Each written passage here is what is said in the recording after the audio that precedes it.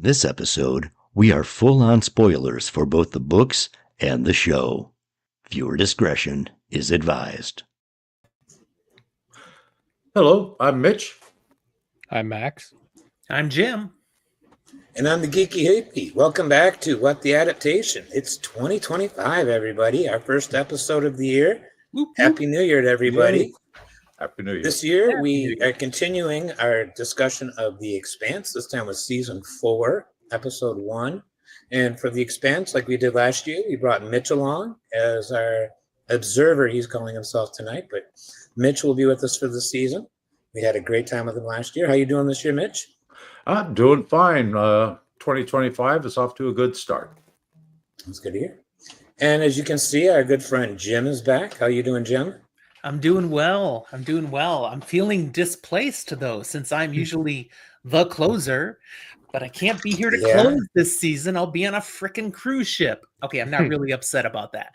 But I'm glad to come and be the opener instead. The opener, yep. And Max, Happy New Year. How you doing today? Here. So what can you tell us about this episode? Oh, stuff happened. Stuff happened. Yeah. Stuff happened. Yeah. They did some stuff. Like they were on Earth. And then they weren't on Earth. It's a wild ride. Hey there, Gnome. So this episode was written, it's called New Terra, written by Breck Eisner. Or not written by Breck Eisner, directed by Breck Eisner, written by the team of Mark Ferguson and Hawk Ostby again. They did a lot together. And it was originally released on December 12th, 2019. So not that long ago, really. But it seems like a really long time ago. 5 years. So what does everybody think of this particular episode? If you're going to start a season off not following the books, they did a grand job. That pretty much sums it up. Huh. You know, that's interesting. An interesting take, because I think they follow the book really well, except they're following the books. So there's a pluralness to it that I absolutely love. So I thought it was a great start to another season. Mm-hmm. It's a case of, it's another example of like last season and previous seasons of this show where, they stay mostly accurate to the book in many, many ways, but in a lot of ways, they do a 180 from the book and still manage to tell the same story, where they make major changes, but they're still somehow telling the same story. And actually, it's the kind of thing I wish certain other TV showrunners would learn how to do. But well, and actually, they're telling more of a story than you get from the books. So, in that regards, they're adding a lot, and I think they did it in a really good way. I actually love this entire season. I've always liked season 4. I know, Glenn, you're not that keen on it, but it's not that. It's just there has to be a least favorite, and this happens to have that dishonor of being the least favorite. I still really like the season. It's just not as much as the other 5. It's one of the things I always say is like the one thing they did with this series is they just added more and more drama in this show. And this episode like literally shows that. They stacked on the drama. That's what this episode did. Hands down, of the 9 books of the core series, Cibola Burn is my least favorite. By far. The season based on it, I don't feel nearly as negatively. So they did some good things with the adaptation choices, pulling in hints of Nemesis games into this season, as well as the novella Gods of Risk. Yeah, Gods of Risk. So we get all that Bobby content. Yeah, which we already see in this episode. Yeah, this is the start. I kind of feel like what they did to Murdy at the beginning of the episode was kind of what they wanted to do to him in the books. So Well, Murdy. Well, I'm sure we'll get into a lot of this. Yeah. The Murdy character in the books is sort of benign at the beginning. It's not until stuff hits the Yeah. fan that things that his character, as we get to know it in the show, really comes out. Now you've both said Murdy. I just want to be sure. I thought it was Murtry. Am Well, I saying? It's Mercury, I think. Is it Murtry? Murtry. Okay. Yeah, sorry. Mercury. It's like, are my notes wrong? What's going on? Oh no, No, I didn't read the last R when I was looking it up here. yeah. Amos calls him Murdy at the very beginning. Well, that makes sense. That's why I do it. Funny story though, I was looking his character up on the wiki just to check some stuff, like comparing the book to the show, and like I didn't realize what his first name was. I'm like, that's okay. That's pretty on the nose. Yes. Giving him the name Adolphus as a first name is, Okay. It's like, here, this guy's bad. I don't pick up the relationship. Who is Adolphus that you're picking up on? Adolphus is the Latin version of the name Adolf. Oh, okay. Yeah. Okay. I got you. Thank you. Like even without that, it's like pretty on the nose of like, oh, yeah. You just kind of, and this actor, again, I gotta pull up his Vern name. Gorman. Hasn't he played Vern those kind of Gorman. characters before? You always hate him whenever you see him. This is the role he plays in everything I see him. Torchwood, he's not hateable. He's rather likable. I haven't watched Torchwood, so okay. Okay. That was the first thing I saw Burn on. Was Torchwood. Well, and it's funny, Willem Dafoe gets the same type of parts. He does. Yes. He does. They Although have that. I like him in the Spider-Man stuff. Bird was fun in Torchwood. But it's kind of a nice segue to our first question of the night is, what changes from the source material, in this episode, and did they affect your enjoyment in the episode? You want to take that, Mitch? Other than what I've said many times, everything. Let's the first 7/8 of this show is not encompassed in the book Cibola Burns. Period. I mean, you don't get anything from the book itself until the very end, when you basically get to the Edward Israel, and even then you don't get Edward Israel. You just simply get the dropship. Because they've cut the Edward Israel line from the story. Mhm. Yeah. It's a big change. I think they had to establish a lot of stuff. 7/8 is a big change. Yeah, but it's like Jim pointed out, we're not covering and not pulling just from Cibola Byrne. Yeah. The storyline that we're getting with Bobby and to some extent Avasarala is mostly present in the books. It's not front and center. It's not necessarily in Cibola Byrne. It's in one of the novellas or in, what's the next one? Nemesis Games? Nemesis Games, yeah. Nemesis Games. Like that whole scene with Nancy Gao and Avasarala, where Nancy's like, why aren't we doing it this way? Why? It was all just a prelude to the whole election campaign that's going to be happening, which isn't directly shown in the books, but we see the results of it, and we know it's going on in the book through people seeing news stuff. So, and like we mentioned, there's the whole Gods of Risk stuff that's being pulled in for Bobby's story. So it's not like they're adding that much. I mean, they're just pulling from multiple sources, True. and making a few tweaks. Yeah, I did love getting to have, big and bold Avasarala right away in this episode.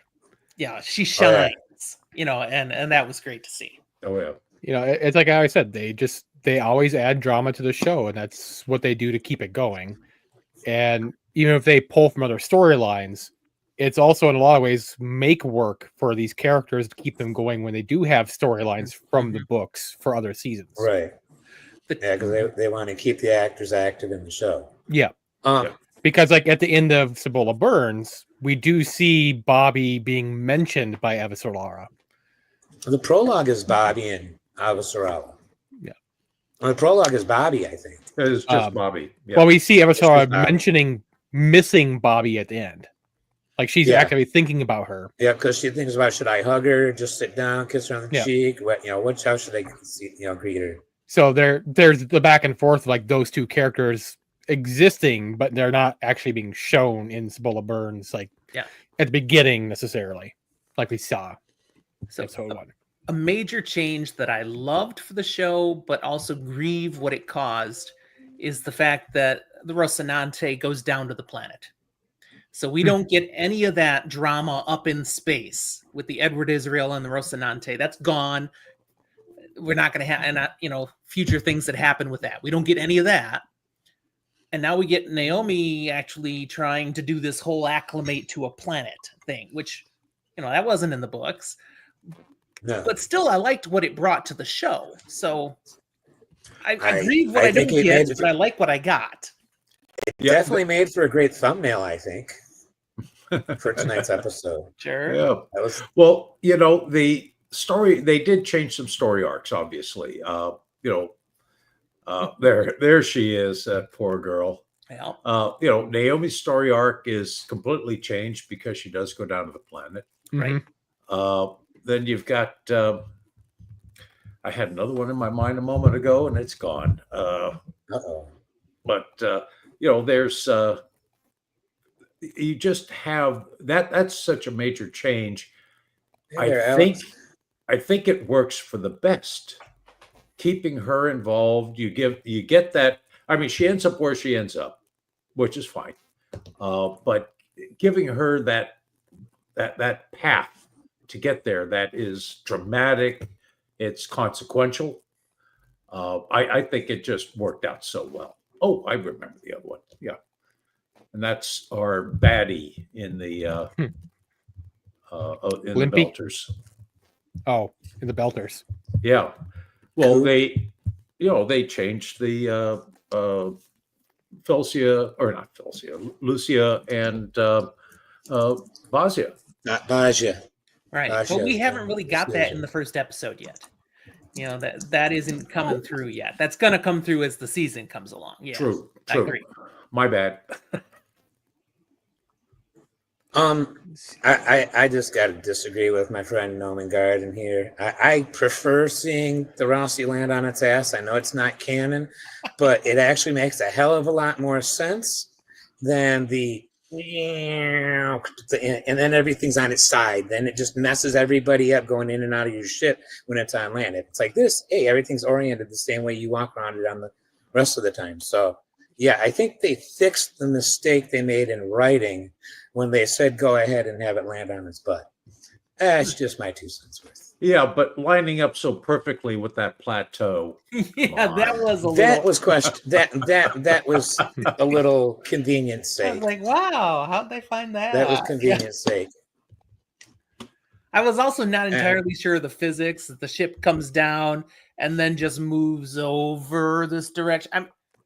Okay, how does that work? A ship that's up and down just moving like this? Oh, didn't you see Starship land a month or 2 ago? It came down and it like just kind of moved a little sideways. It was more of a. Yeah. Hey, good evening, Ash and Crow. Hope you're doing well tonight, my friend. Hello. Hello, Alex. Nice to meet you. All right, so where were we on questions? Were we still answering the first one, Max? Yeah. If anyone had any other ones, I mean, it's nice to see Drummer back and them. And yeah. Well, I did note this. In the Cibola Burn, Bobby actually works for the VA. Yes. Yeah, rather than being a worker and being on the outside, and then things happen after that. Yeah.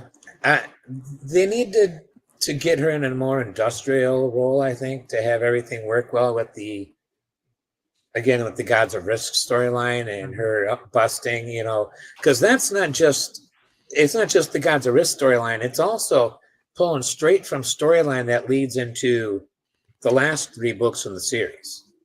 That stuff that directly ties to Laconia. We're seeing the beginning of that conspiracy in this season.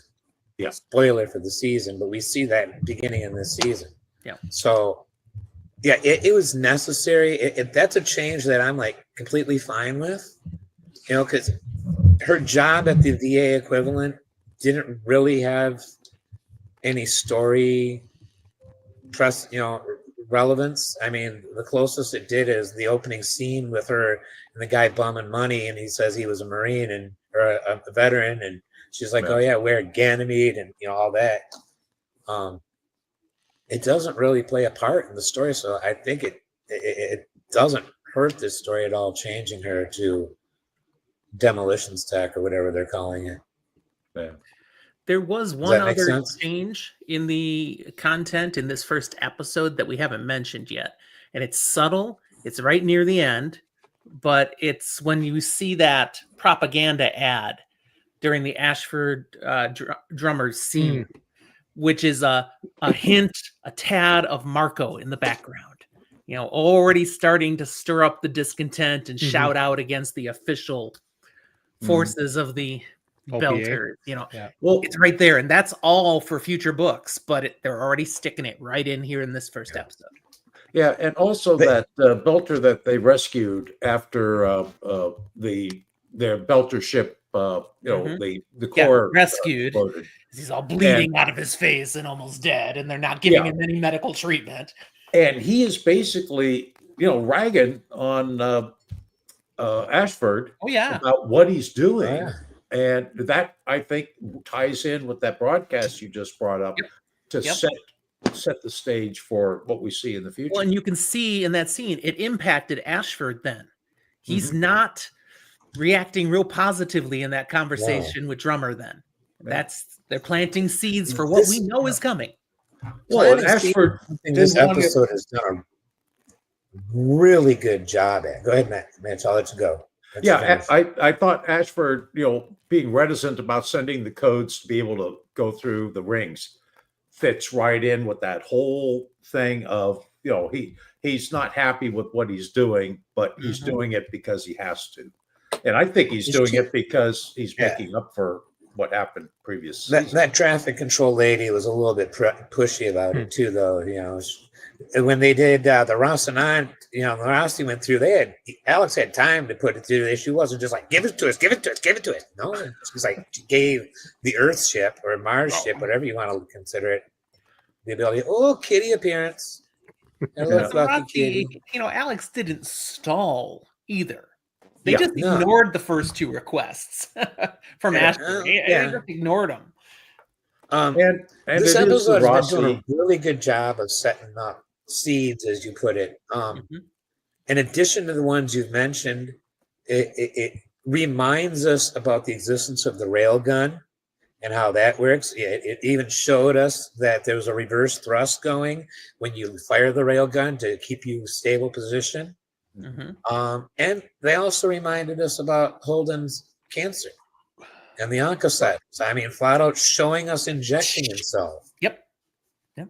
That's an injection that doesn't look painful, but the ones that my girl was getting for the gravity drugs, that just, dang, that sounds so painful. And what about the bruises that were being left behind on her both arms and her leg?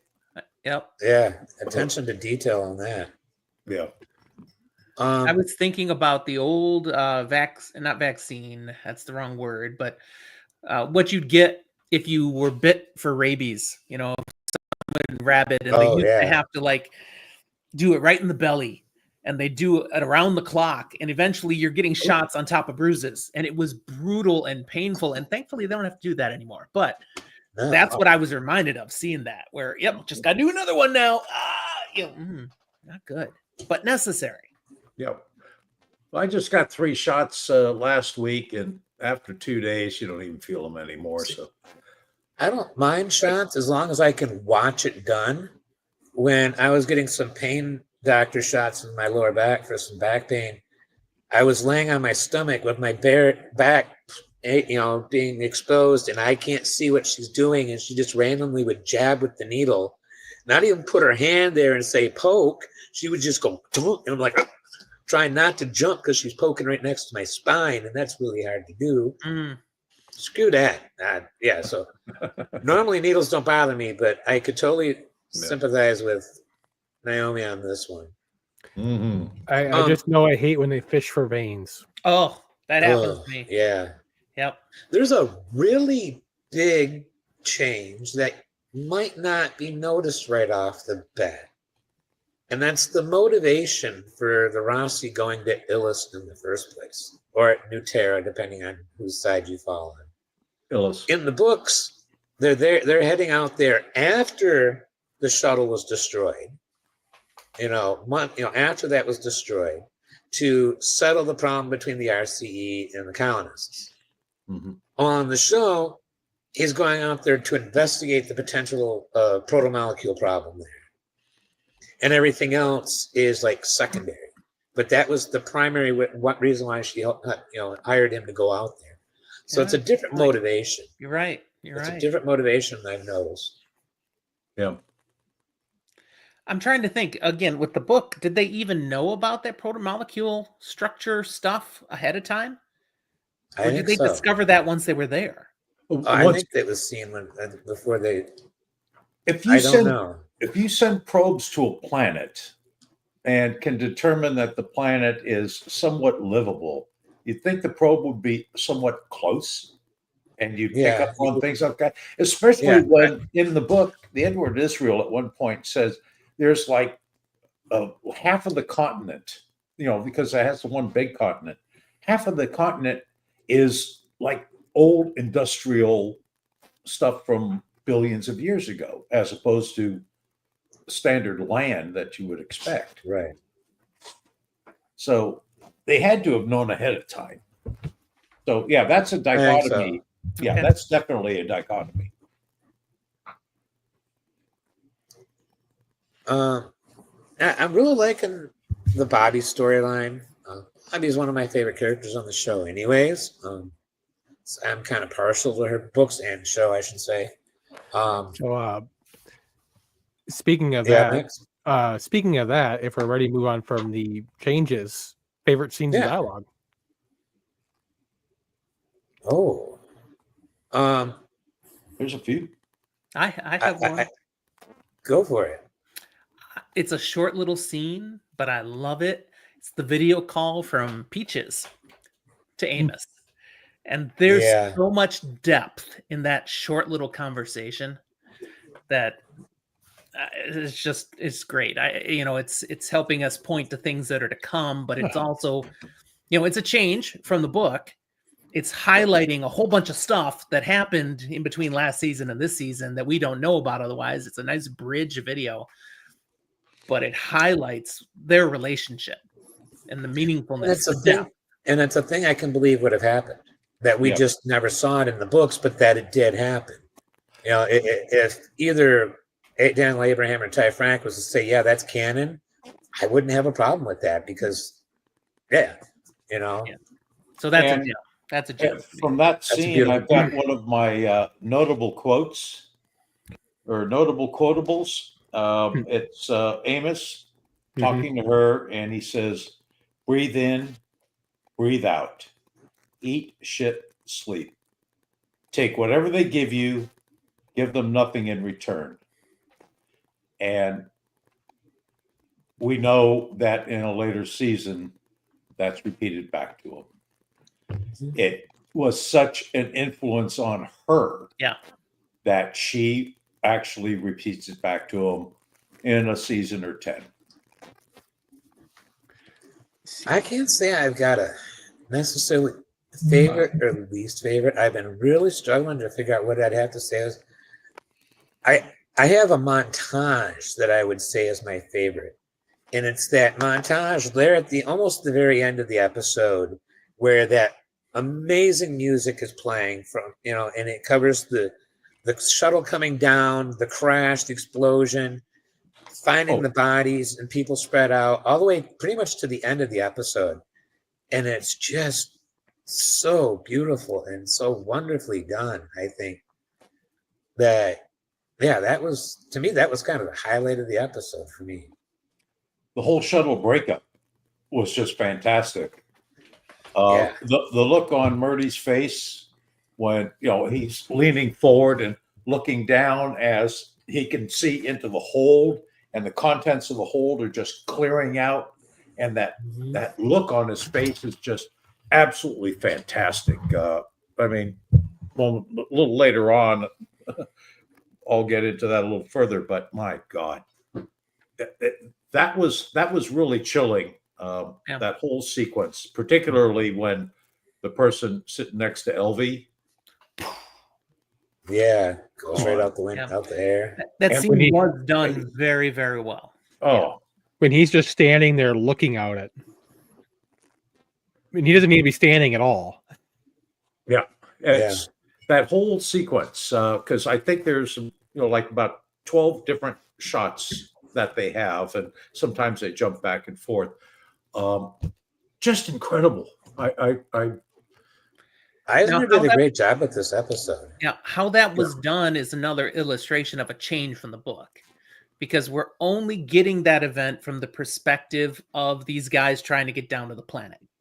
Yeah, we don't get the other side, the colonists. There's a whole part of the story that's left out of this episode that we had when we read the book.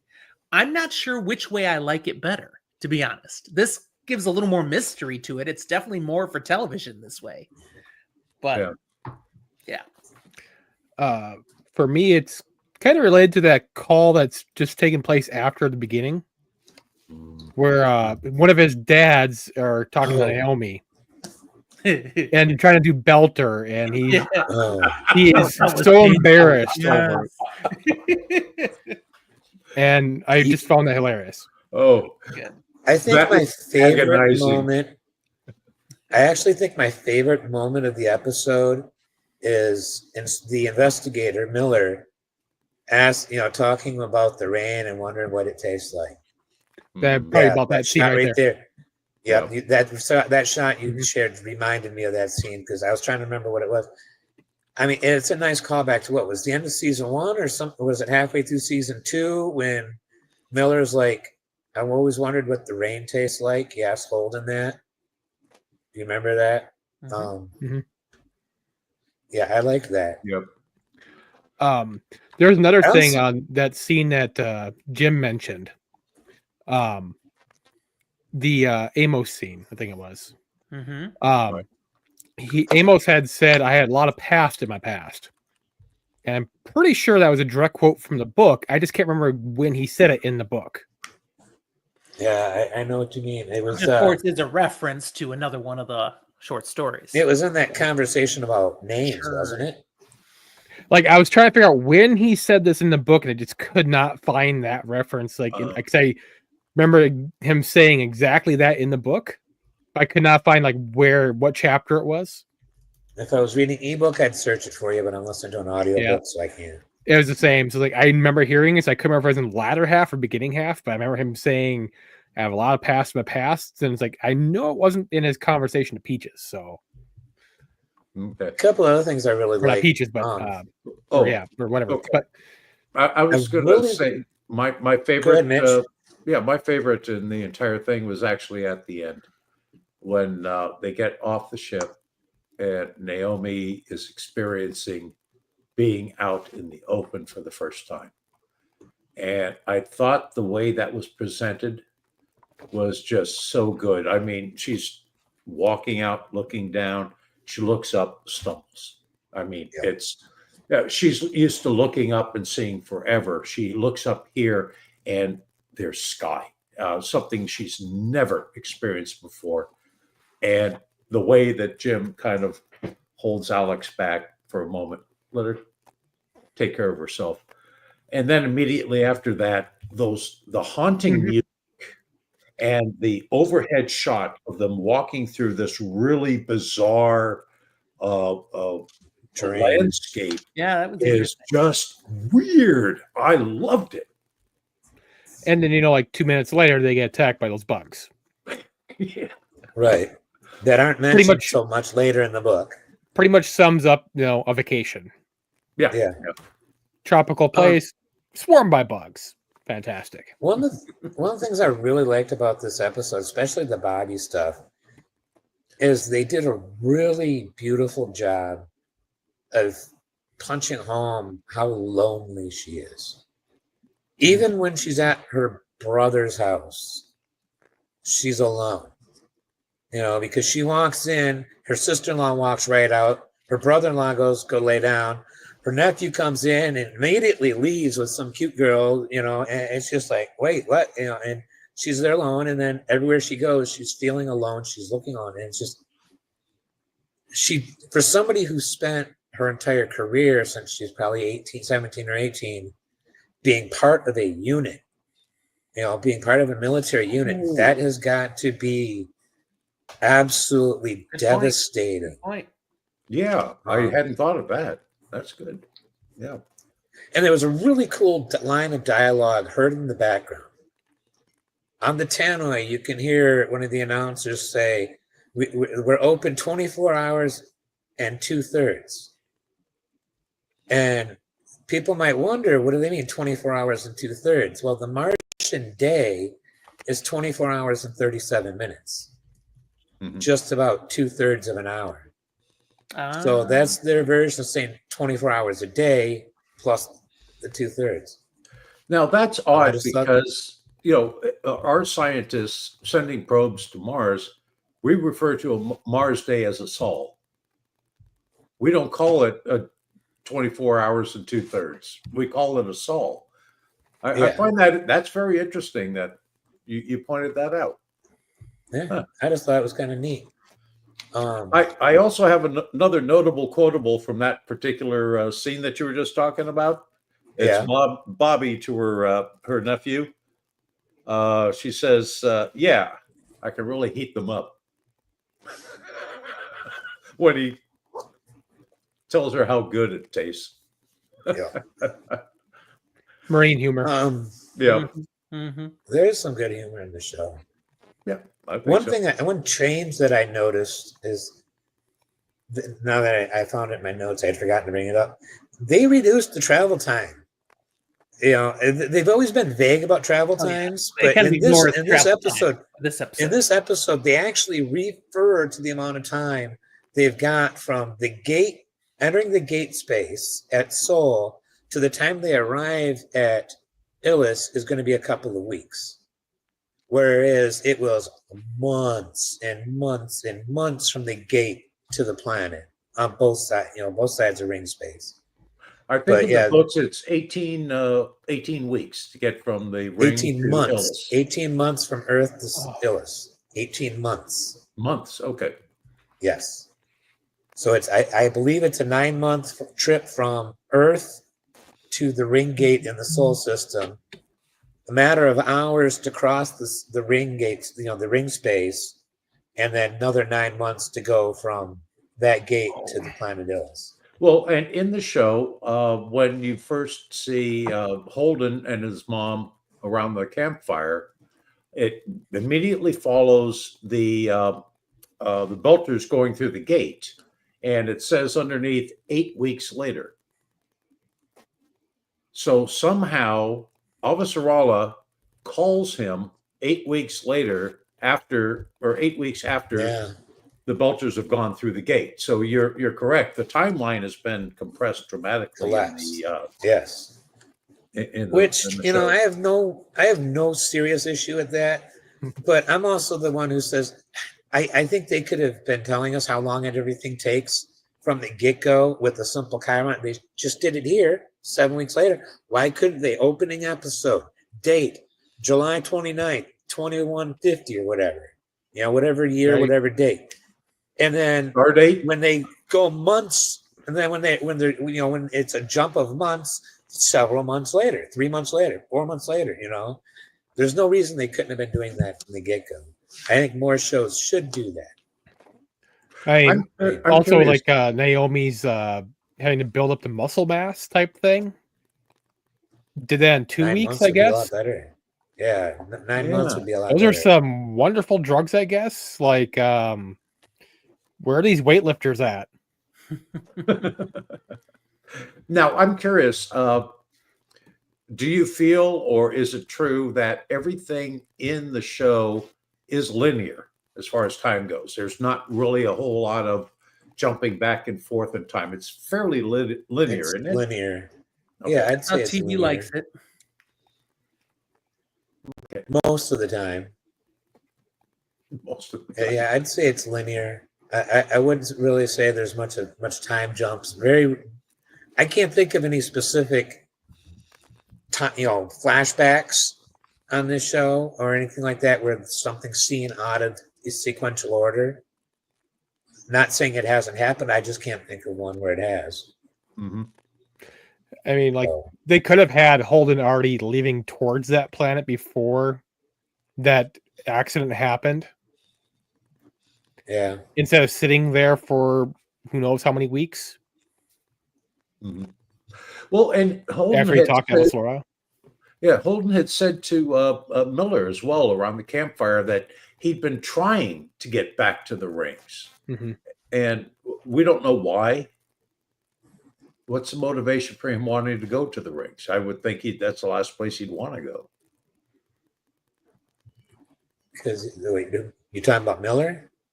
Well, when he was talking to Miller, he basically, and Miller said, "Hey, let's move on with the case." And Holden has said, "I've been trying to get to Avasarala." Well, he wants to get Miller out of his head, and the only way to get Miller out of his head is to solve that case. Next clue in the case.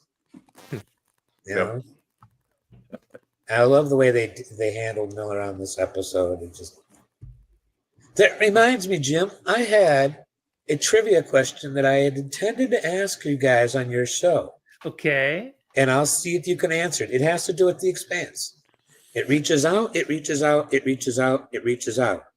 How many times a second does it reach out? Oh, criminy. 134,000 times a That's second. trivia, man. I So don't know. easy. 113 times a second it reaches out. That was close. Okay. And It's repeated a number of times. That's why I thought you might have remembered it. But yeah, I'm like, I had it. Just so I that was you going to know, ask it. And forgot about it. 113 hertz is between A and A sharp. Oh, About interesting. almost Okay. halfway between the two. All right, cool. So I geeked out Didn't on know that. that. All right, where are we at next? Let's see. It would be the quality of production, cinematography, special effects, music, etc. I just got to give props to Clinton Shorter. That last 10 minutes of the episode, he did most of the heavy lifting with that score he composed. It looks like he's been composing the entire run of the show, 60 some odd episodes, it said on IMDb. So I'm assuming he had most of the episodes. But yeah, that music was just absolutely beautiful. This episode, I couldn't help but notice it during that montage sequence. Yeah, I was nosing around some of the other shows and such because I had made a note here about the chase, the music behind the chase at the very beginning when the Belters are going through the ring and such. He uses pretty much the same music for these types of chases.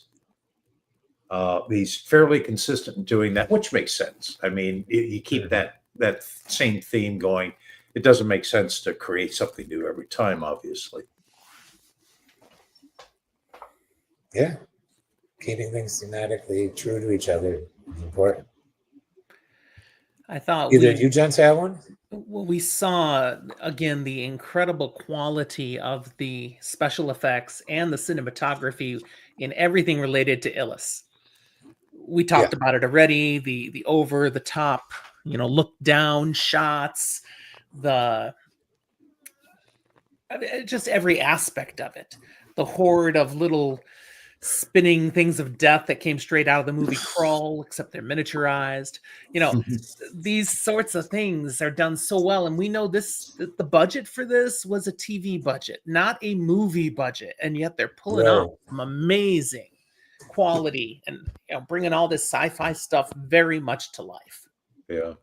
When I first saw the swarm that you were just talking about, it reminded me of these videos that you see of giant flocks of birds that will all move in unison, and it just creating beautiful patterns. That was the first thing that popped into my head when I saw that. What I first saw was the scene from Brendan Fraser's The Mummy when the locusts are coming in. That's the same image right there. Yeah. All right. Yeah, the CG was just like on the planet was just phenomenal when they did all that. Like the practical effects on the drop ship were great. Oh God, yeah. I mean, point to anything that looked and fake. I don't think the Rossi has ever looked more beautiful than in this sequence here. As maneuvering over Earth. Yeah. I do have one fake. All right, gotta hear it. I did not like the looks of the small builder fleet as it was approaching the rings to try and escape and such.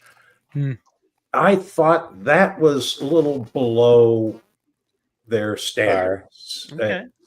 And I don't know if it was a new CG group because, they moved to Amazon or what it might have been. It just didn't look good. It almost looked like middle models on strings. I think there's always issues when you have that much space to deal with and trying to get things to look good from that far away. Mm-hmm. Especially when they're small, trying to get them to have high resolution, but also look good and not look like, like you said, small models. Scale's probably one of the biggest problems this show has when it comes to animation, the graphics and visual stuff. That's exactly sometimes it. The what scale happens just isn't quite as big as things should be. Well, as I said, if you zoom in too close, things look too big, and all of a sudden it takes you out of the showing the scale, like how small these ships are and how far apart they are. Even the biggest ships, the Behemoth, it's the biggest ship there is in this system, or it was in the system. But even that should have been dwarfed by the ring gate itself, because the ring gate's 1,000 kilometers across. Yeah, I mean, if you think about how big this ring is, those small ships should be thousands of kilometers apart. Yeah, trying to get to the ring, invisible, and be almost invisible. Well, not even just that, like just to get the other ships to not target each of them, they should be as far away as possible from each other, just to prevent them from all targeting them all at once as one group. So you can't shotgun them, Yeah. And even the Navy only has ships going close to each other when you're passing supplies back and forth. Otherwise, there's always going to be some fair distance between ships. So I know in the David Weber's Honor Harrington sighting, the average space between ships in a fleet is measured in the tens or if not hundreds of thousands of kilometers. From your nearest neighbor, the Allied ship, because space is so big and speeds at which you're moving in space is so fast that if you can actually see the other ship with your eyes standing on the hull of your ship, you're too close. The amount of time it takes to react is more than it takes to go from where you're at to where their ship is. If you're that close, if you can see somebody with your own eyes, they're way too close because you don't have time to react. And that's precisely like the artistic problem. Like, how do you show the scale without making them look like models? Yeah, and space-based science fiction has been running into that issue for decades. Yeah. No way around it. No. One other thing on the special stuff, going back to the music, their use of silence. When you're in space, the use of silence is usually wonderful. I did catch a moment in this episode where you heard on the outside the slowing down sounds of a ship, and I went, Wait a second. Yeah. No. You're always no. almost every episode of this show has sound in space.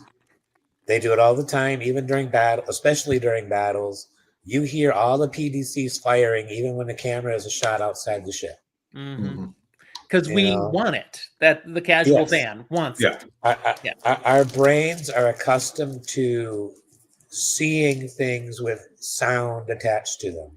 At least those with full hearing. With hearing, we're used to it. Our brain has a hard time when there's no sound coming from it. Well, if there ever is space combat, they're definitely going to make it so your helmets will relay sound to you. It identifies the bullets coming at you. It's going to go bing, bing, bing, bing.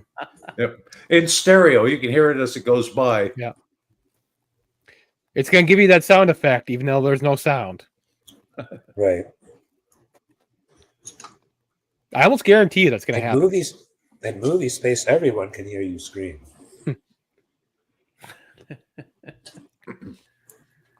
All right, where are we at next, Max?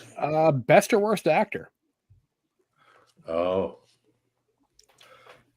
Who wants to go? Is anybody going to disagree with Bern Gorman as Murtry?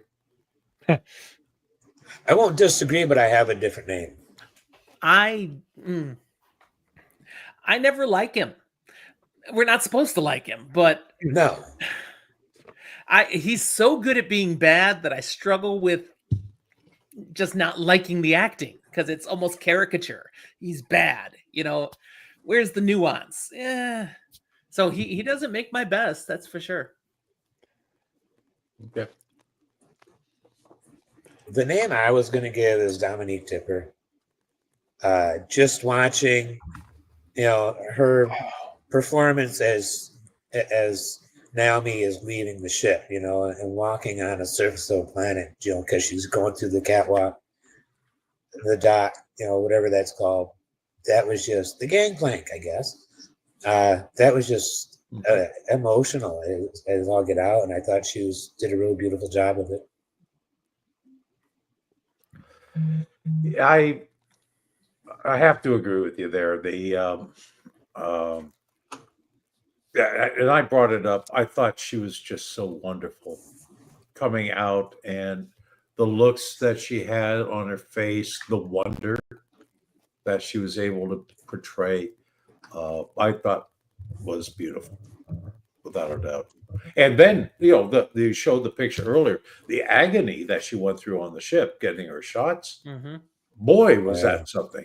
And a little cheesecake with that strap going across her privates, I'm still on the West Chatham train. I always am.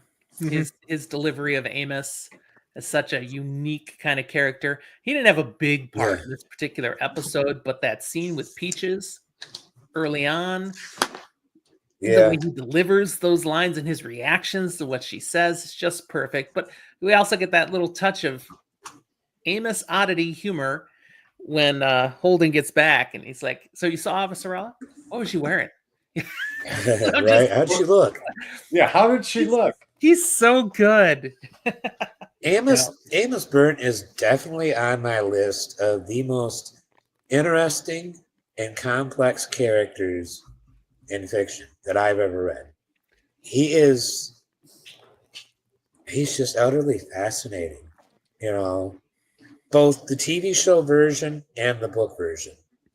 Well, in the book version, he's sort of an older, chubbier guy too. Yeah, so, much larger, older guy. Yeah, kind of a strange change from what we see. In fact, the character Alex is the same thing. He's supposed to have a bit of a paunch and and he's balding.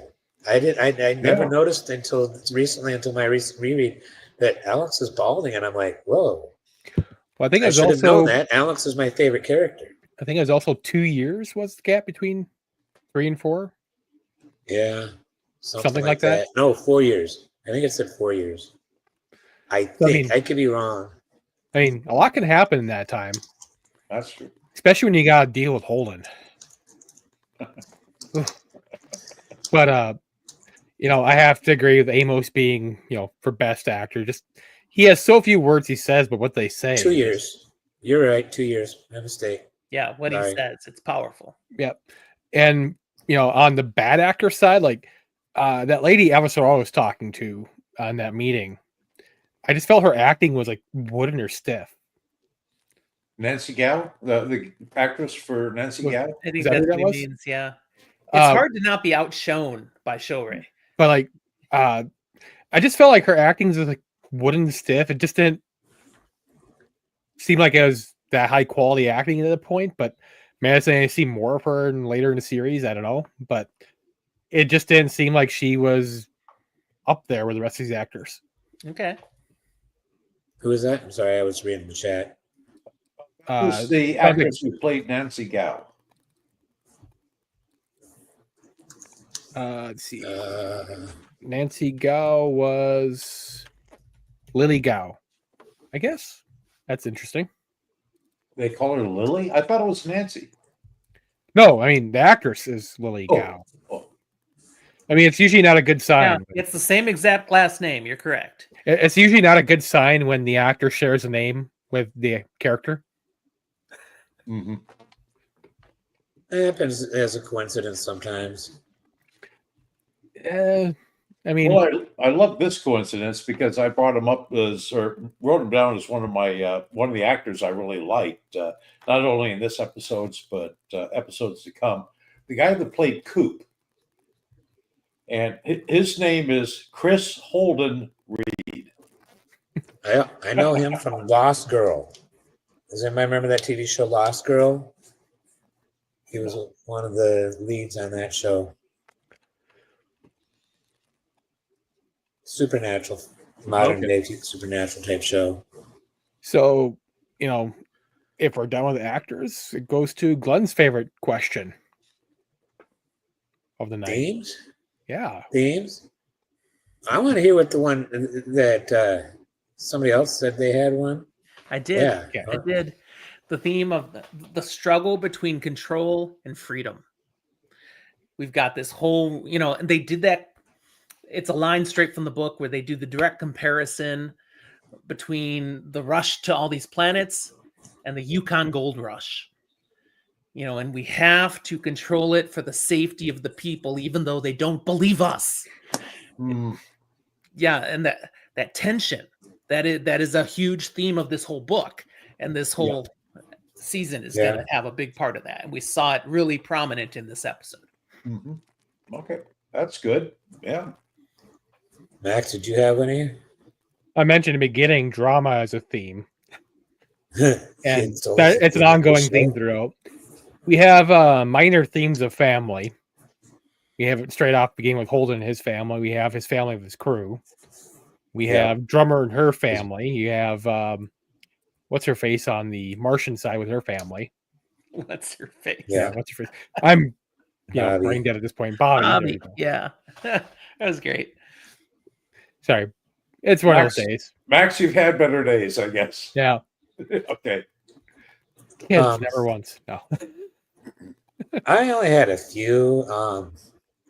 First and foremost, it's one that is pretty much there in The Expanse and half the other TV shows we've ever discussed. I'm just phrasing it slightly different.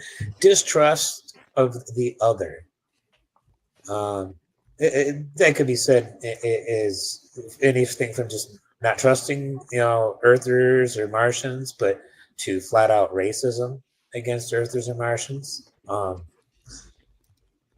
plight of the refugee is kind of a major thing here, at least when it comes to the people on Ilus, because that's how they were. They were refugees for over a year, living stuck aboard ships. They weren't able to land or dock anywhere because nobody wanted to take in a bunch of refugees. The whole fact that New Terra was given to a corporation by a charter shows the corporate influence on government is still front and center 300 years from now in this series. And then there's... You mean it isn't now? Well, it's still front and center, and it is now, yeah, but it's still there. Now even it's with in the your UN. face. Yeah, it's not front and center. It's in your face, brother. And I guess I could call mysteries. There's a lot of mysteries going on as to what's going on here. I could call that a theme, I guess. There's the mystery of, on Illis, like, is that protomolecule? Is that a danger? At this point on the show, we don't know who blew up the landing pad. So that's a mystery. Bobby is being shanghaied into investigating a mystery starting really soon here. And we're getting hints of that right now. So that's what I caught. And it's interesting. There's a mystery in the show that we do not have in the books because Miller has already told Holden, you have a bit of protomolecule on the ship. Yeah. He tells him in this book. Yeah. He tells him in this book. But yeah, he'll find that out. Yeah, well, I think it happened before they arrived. Yeah. Yeah, but I'm sure they'll still have him find it in the season. Yeah. But it was a mystery for a while. Yeah, so that is taking your mystery thing, that becomes a non-mystery, as a right. I'm going to be muting myself. Go ahead, carry on without me. All right. Okay, so let's begin the Glen roast for 5 minutes. All right. I actually have a one more quote, and you may need to go back and rewatch this because when you have that conversation between Naomi and Drummer, and Drummer says, "Oh, I heard you're going to Illis," and Naomi says, "Yeah, we're going to help them, not kick them off." And Drummer says, "Foolish to think they would live there," referring to the Belters. "Listen to the way she says it and try not to think that she's a Klingon."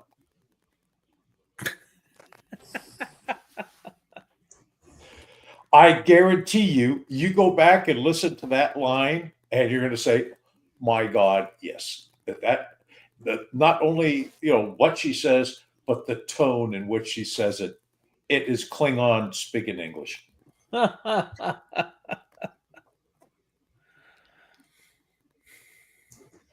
me check my notes here. That's the last of my notable quotables. So we covered everything else. Let's see.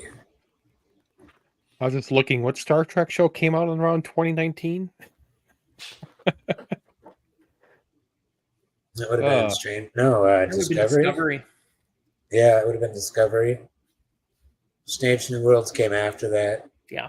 Discovery or Lower Decks? I don't remember what year Lower Decks started, but that's Lower like Decks came out after Discovery, I'm pretty sure. 2020. Yeah, I think so. Now, Lower Decks. You can only watch those on Paramount, correct? Yes. I think so. For now? Yeah. Lower Decks, if you are a Star Trek fan and you like to laugh, Lower Decks is the best. It's the more Star Trek lore you know, the funnier it will be. But if you don't know any, it doesn't mean it's not going to be funny. It will be funny. I've streamed Paramount since it was CBS All Access because of Star Trek. That's exactly why I got it way back then. Okay. Now, it is the Below Decks. Is that the one that's animated? Yeah. Lower Decks is okay. Yeah, it's Lower Decks is the animated one. Done by the guy who did Rick and Morty.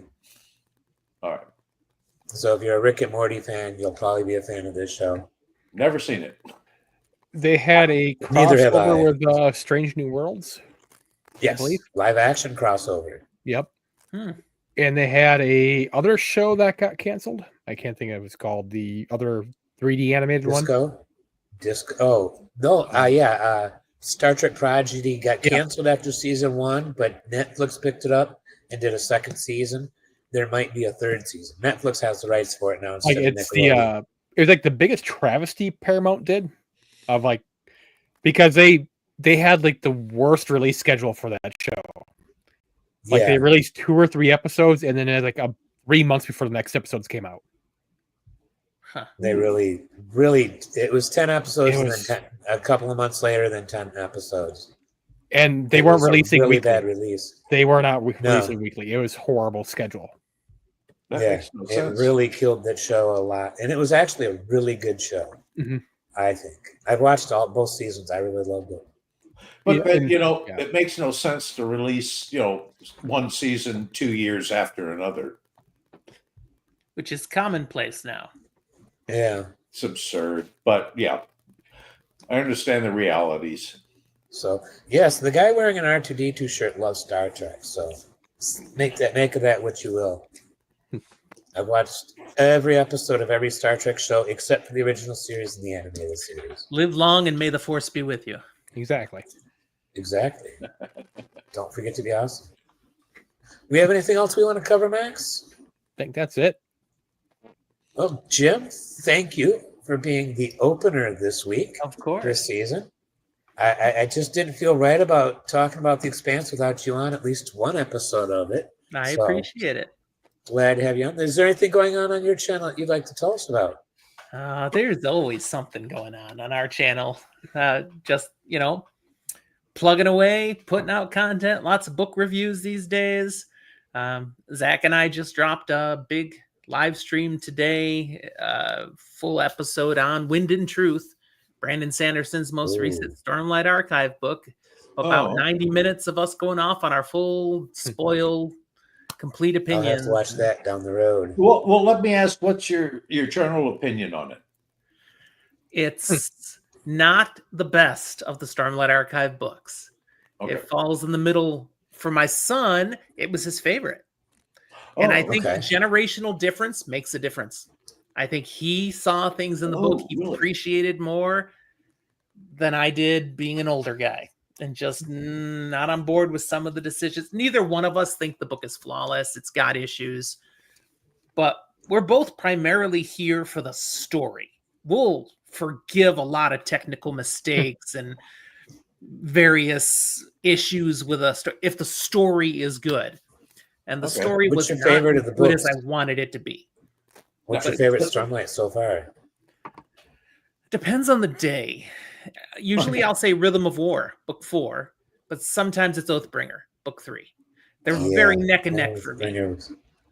So far, that's what I would go. I haven't even cracked book 5 yet. So book 5 does a beautiful job of answering a lot of questions. You finally go, with a lot of things. And that's probably the best part of the book. But I was waiting for the but. It's got some pacing issues. It adds some elements. I'm like, I didn't need that.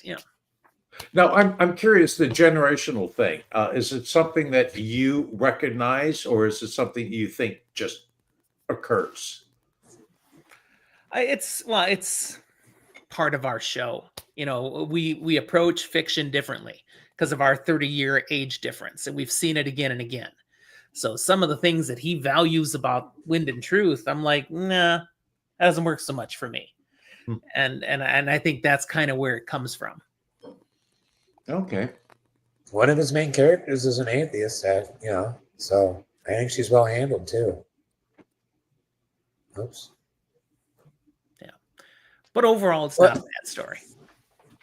Like I mentioned at the beginning of the episode tonight, we're having Mitch here with us all season. It's probably going to be the only constant you'll see throughout the season because we've managed to have some other guests lined up, and each of the crew members here at What the Adaptation is going to at least get a couple of weeks off throughout the season just to take the pressure off us of it. So I want to thank everybody in chat for hanging out tonight.